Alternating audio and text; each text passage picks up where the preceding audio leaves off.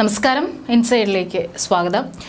ജയിലിൽ നല്ല നടപ്പെന്ന് വ്യാഖ്യാനിച്ച് ശിക്ഷയിളവ് നൽകാൻ തീരുമാനിച്ച കാരണവർ വധക്കേസ് പ്രതി ഷെറിൻ മർദ്ദിച്ച് അവശയാക്കിയ നൈജീരിയ സ്വദേശിയായ തടവുകാരിയെ ഇപ്പോൾ ജയിൽ മാറ്റിയിരിക്കുകയാണ്. കണ്ണൂർ വനിതാ ജയിലിൽ നിന്ന് തിരുവനന്തപുരം വനിതാ ജയിലിലേക്കാണ് കെയ്ൻ ജൂലിയെ മാറ്റിയിരിക്കുന്നത്.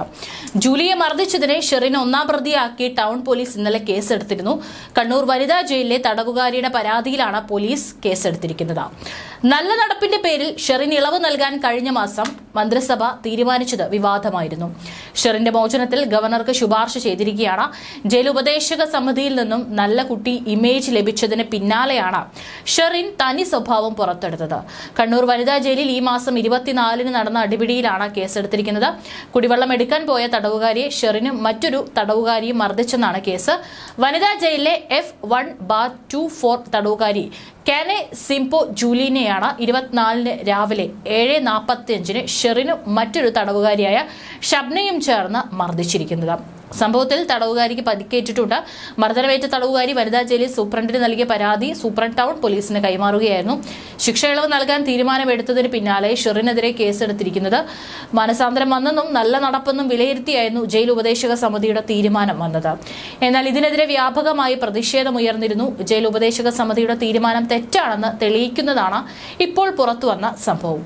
സഹതടവുകാരുമായും ഉദ്യോഗസ്ഥരുമായും ജയിലിൽ പ്രശ്നങ്ങൾ ഉണ്ടാക്കിയതിനാൽ 4 തവണ ജയിൽ മാറ്റിയ ഷെറിനെ ജയിൽ മോചിതയാക്കാനുള്ള മന്ത്രിസഭാ തീരുമാനം മിന്നൽ വേഗത്തിലായിരുന്നു.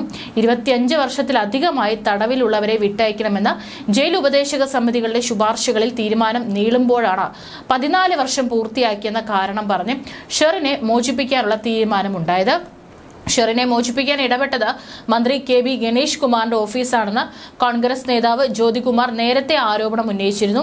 ഷെറിനെ ജയിൽ മോചിതയാക്കാനുള്ള ശുപാർശയിൽ രാജ്ഭവൻ ഇതുവരെ തീരുമാനം കൈക്കൊണ്ടിട്ടില്ല. കാരണവർ വധക്കേസിൽ ജീവപര്യന്തം ശിക്ഷിക്കപ്പെട്ട ഷെറിനെ ശിക്ഷയിളവ് ചെയ്ത് വിട്ടയക്കാനുള്ള അപേക്ഷ പരിഗണിച്ച ജയിൽ ഉപദേശക സമിതി അനുകൂല തീരുമാനമെടുത്തത് ഈ അപേക്ഷയിൽ മാത്രമായിരുന്നു. മാസങ്ങളായി പരോൾ ലഭിക്കുന്നില്ലെന്നും പരോൾ അനുവദിക്കണമെന്നും കണ്ണൂർ വനിതാ ജയിലിലെ മറ്റു 2 തടവുകാർ നൽകിയ അപേക്ഷ ഓഗസ്റ്റ് 8-ന് ചേർന്ന ഉപദേശക സമിതി അംഗീകരിച്ചില്ല. ഇവർക്ക് പോലീസ് റിപ്പോർട്ട് എതിരാണെന്ന കാരണമാണ് ചൂണ്ടിക്കാട്ടിയത്. അതേസമയം ഷെറിന്റെ കാര്യത്തിൽ പോലീസ് റിപ്പോർട്ടും സാമൂഹിക നീതി വകുപ്പിന്റെ പ്രൊബേഷൻ റിപ്പോർട്ടും അനുകൂലമായി വന്നു.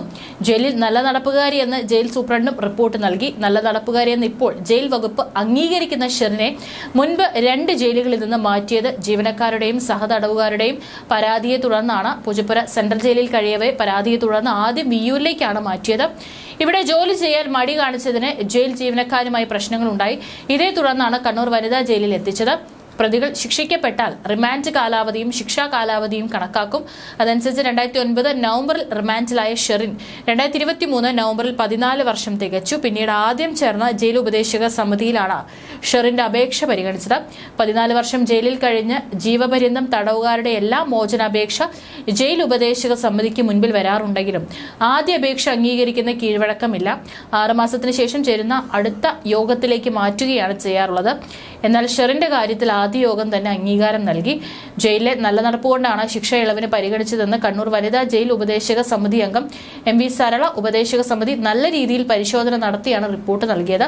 എല്ലാ റിപ്പോർട്ടുകളും അവർക്ക് അനുകൂലമായിരുന്നു. പുറത്തുവിട്ടാൽ പ്രശ്നമുണ്ടാകില്ലെന്ന് പോലീസ് അന്വേഷണത്തിൽ കണ്ടെത്തിയിരുന്നു. ജയിൽ വകുപ്പിന്റെ റിപ്പോർട്ടും അനുകൂലമായിരുന്നു.